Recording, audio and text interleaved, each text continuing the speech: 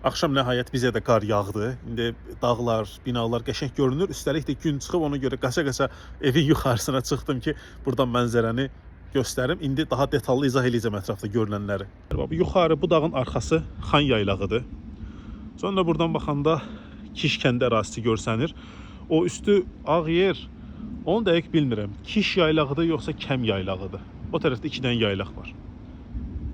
Belə, o tərəfdə yuxarı baş tərəfdir. Xan sarayı oradadır.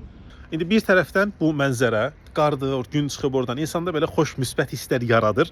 Ona görə dedim sizlə də bölüşüm. Bir tərəfdən də Şəki şəhərin özünün maraqlı tərəfi var. İndi mən Xan sarayı tərəfdə qalıram. Şəhərin yuxarısı sayılır da arxada. Orada qar yağanda düşürsən, çox 5-10 kilometr yox da, maşınla 1 dəqiqə düşəndə görürsən ki, artıq qar yağışa çevrilibdir. İndi tutaq ki, şəhərin mərkəzindəyik. Buradan bəzən axşam vaxtı piyada evə qalxıram. Hava normaldır, qalxdıqsa yağış yağır.